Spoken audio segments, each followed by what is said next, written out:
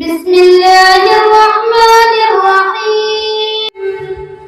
الحمد لله الحمد لله رب العالمين، والصلاة والسلام على سيد الأنبياء والمرسلين وعلى آله وأصحابه أجمعين. أما بعد، فإن أصدق الحديث كتاب الله، وأحسن الهدي هدي محمد صلى الله عليه وسلم، وخير الأمور عواقبها، وشر الأمور محدثاتها، وكل محدثة بدعة، وكل بدعة ضلالة، وكل ضلالة في النار. وبالسند المتصل منا إلى الشيخ الإمام الإمام حافظ الحجة أمير المؤمنين في الحديث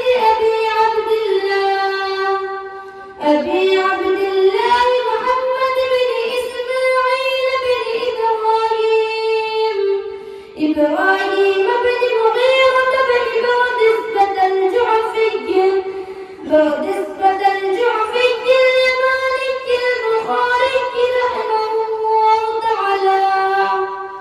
اللهم انفعنا بعلومه وعلومهم، آمين يا رب العالمين. باب قول الله تعالى: ونضع الموازين القسط ليوم القيامة وأن أعمال بني آدم. وقولهم يوزن، وقال مجاهد: القسطاس العدل بالرومية. ويقال القسط مصدر المقسط وهو العادل، وأما القاسط فهو الجائر. حدثنا أحمد بن إشام قال حدثنا محمد بن فضيل عن عمارة بن القعقاع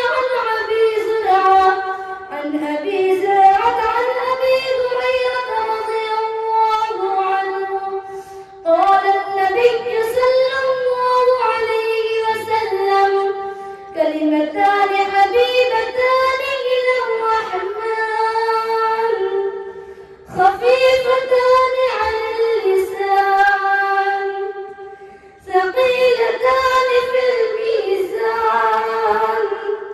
سبحان الله وبحمده، سبحان الله العظيم.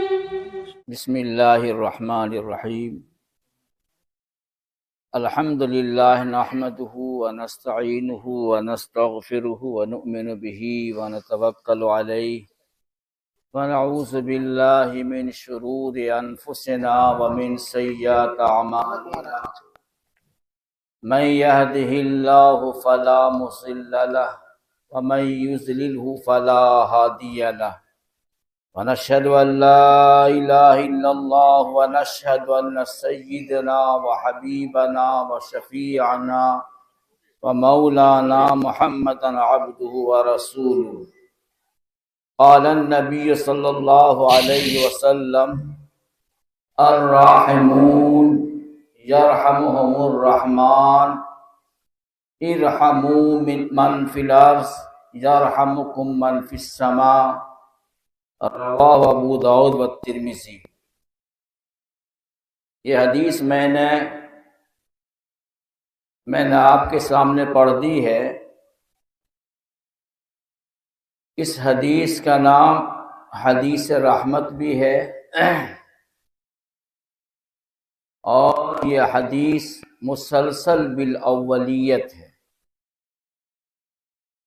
استاذ جب حدیث سنانے بیٹھتے ہیں تو سب سے پہلے اپنے تلمیذ کو، اپنے شاگرد کو یہی روایت مسلسل بالاولیت سناتے ہیں تاکہ استاذ اور تلمیذ کے درمیان ایک ربط، ایک تعلق پیدا ہو جائے۔ اور یہ حدیث مسلسل بالاولیت یہ عبداللہ بن عمرو رضی اللہ عنہ کی روایت ہے۔ قال قال رسول اللہ صلی اللہ علیہ وسلم الراحمون یرحمہم الرحمن ارحموا من فی الارض یرحمکم من فی السماء۔ اس کا خلاصہ یہ ہے الراحمون جو آپس میں رحم کرنے والے ہیں، رحمان ان پر رحمت نازل کرتے ہیں، رحمان ان پر رحم نازل کرتے ہیں۔ حکم دیا گیا کہ تم زمین والوں پہ رحم کرو، آسمان والا تم پہ رحم کرے گا۔ اور یہ امت رحمت ہے، امت یسر ہے۔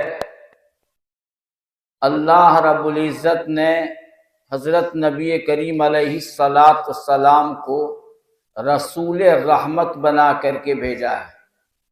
اس لیے ہم جس قدر آپس میں رحمت، شفقت، محبت کا معاملہ کریں گے، اللہ ہمارے ساتھ بھی رحم کا معاملہ کرے گا۔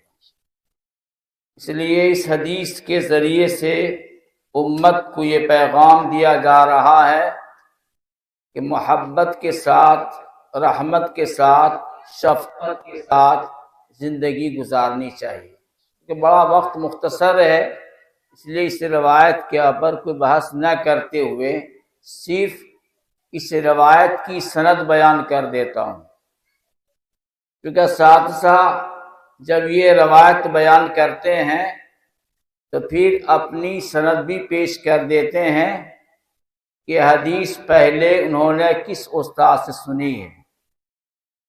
یہ حدیث رحمت سب سے پہلے میں نے سنی ہے شیخ مولانا محمد یونس صاحب رحمۃ اللہ علیہ سے، اور شیخ مولانا محمد یونس صاحب رحمۃ اللہ علیہ نے یہ حدیث سنی ہے شیخ زکریا صاحب رحمۃ اللہ علیہ سے، اور حضرت شیخ زکریا صاحب رحمۃ اللہ علیہ نے یہ روایت سنی حضرت مولانا خلیل احمد صاحب نور اللہ مرقدہ سے، اور حضرت مولانا خلیل احمد صاحب نور اللہ مرقدہ نے یہ روایت سنی ہے مولانا عبدالقیوم بڈھانوی رحمۃ اللہ علیہ سے۔ حضرت مولانا عبدالقیوم صاحب بڈھانوی رحمۃ اللہ علیہ نے یہ روایت سنی ہے شاہ اسحاق صاحب رحمۃ اللہ علیہ سے، اور شاہ اسحاق صاحب نے روایت سنی ہے شاہ عبدالعزیز رحمۃ اللہ علیہ سے۔ یہ اس روایت کی سند ہے۔ میں آپ سب کو بھی اس روایت کے پڑھنے اور بیان کرنے کی اجازت دیتا ہوں۔ اللہ رب العزت آپ سب کو اور ہم کو اس پر عمل کرنے کی توفیق نازل عطا فرمائے۔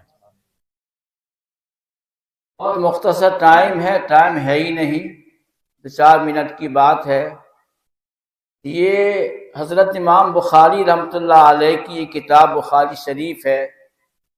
آپ سب جانتے ہیں کہ اصح الکتب بعد کتاب اللہ تعالی ہے۔ قرآن پاک کے بعد سب سے زیادہ معتبر صحیح ترین کتاب یہ بخاری شریف ہے۔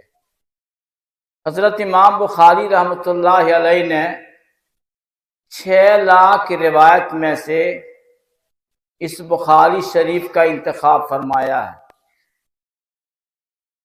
اور کئی بار اس کی تصنیف و تالیف ہوتی رہی۔ ایک بار حتیم میں بیٹھ کر کے جو خانہ کعبہ کا حصہ ہے وہاں بیٹھ کر کے کام کیا۔ وہاں سے فارغ ہونے کے بعد مدینہ منورہ تشریف لے گئے اور ریاض الجنہ میں بیٹھ کر کے یہ کام کیا۔ مبارک جگہوں پر یہ کام کیا گیا۔ ریاض الجنہ تو آپ جانتے ہیں کہ فرمایا حضرت نبی کریم علیہ السلام نے ما بین بیتی و منبری روضۃ من ریاض الجنہ، جنت کا وہ ٹکڑا ہے، وہ جگہ جنت سے لائی گئی ہے جو حضرت نبی کریم علیہ السلام کے بیت اور آپ کے منبر کے درمیان جو جگہ ہے وہ جنت سے وہ جگہ لائی گئی ہے، وہ جنت کا ٹکڑا، جنت کا حصہ ہے، وہاں یہ کتاب لکھی گئی ہے۔ بڑا اہتمام کیا حضرت امام بخاری رحمۃ اللہ علیہ نے کہ جب بھی اس کتاب میں کوئی روایت درج کرتے بہت غور و خوض کے بعد، بہت تأمل تفکر کے بعد روایت کو درج کرتے، اس اہتمام کے ساتھ کہ باقاعدہ غسل کرتے، 2 رکعت نماز پڑھتے، استخارہ کرتے، اس کی صحت کا جب یقین ہو جاتا تو بخاری شریف میں وہ روایت درج کر دیتے تھے۔ اتنا اہتمام کیا۔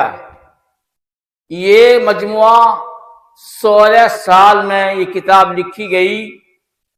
ہمارے بعض بزرگوں کا کہنا یہ ہے کہ حضرت امام بخاری رحمۃ اللہ علیہ جس روز روایت درج کرتے تو باقاعدہ اہتمام سے روزہ رکھتے تھے اور خاموشی کے ساتھ روزہ رکھتے تھے۔ گھر والوں کو خبر نہیں ہوتی تھی امام آج روزے سے ہیں۔ گھر سے کھانا آتا اور کھانا کسی مسکین کو دے دیا جاتا تھا۔ بڑا اہتمام کیا۔ اللہ رب العزت نے اس کتاب کو بڑا مقبول بنایا ہے۔ علماء کا تجربہ یہ ہے اس کتاب کو پڑھ کر کے اگر کوئی آدمی دعا کرتا ہے تو دعا قبول کی جاتی ہے۔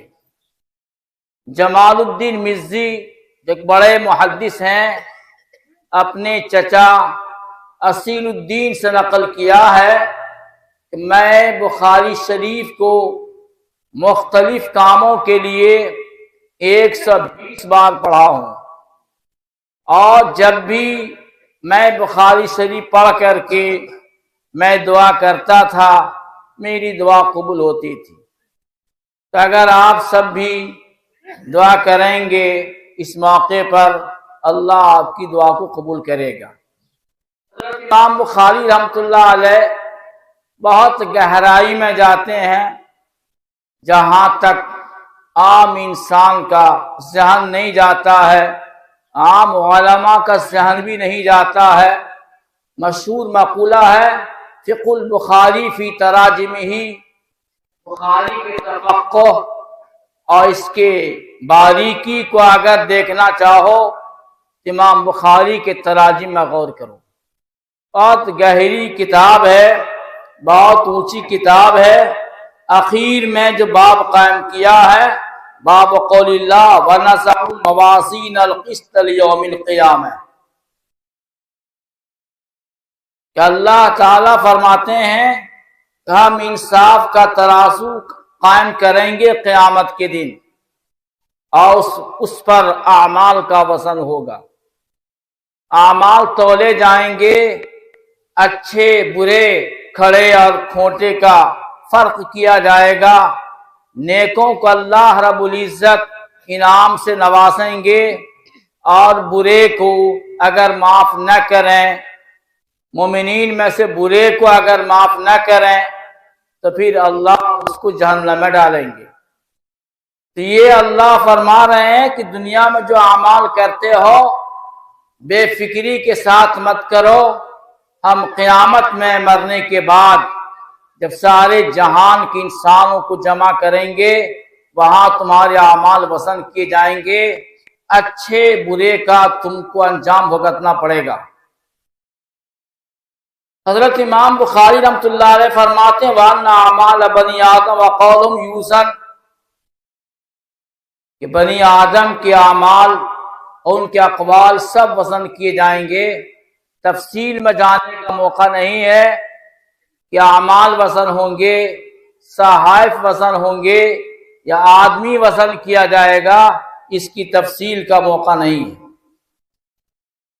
اب آگے حضرت امام بخاری رحمۃ اللہ علیہ کی حالت شریفہ ہے کہ اگر مناسبت سے کوئی قرآن کا لفظ آ گیا اس کی شرح کر دیتے ہیں کہ قرآن میں القسطاس آیا ہے، اس کے معنی عدل کے ہیں رومی زبان میں، اور قسط یہ مقسط کا مصدر ہے والعادل، اما القاصد فهو الجائر۔ آگے جو روایت ذکر کی ہے حضرت ابو ہریرہ رضی اللہ عنہ کی ہے، فرمایا اللہ کے نبی صلی اللہ علیہ وسلم نے کلمتان حبیبتان الی الرحمن، دو بول ہیں جو رحمان کو بہت پسند ہیں۔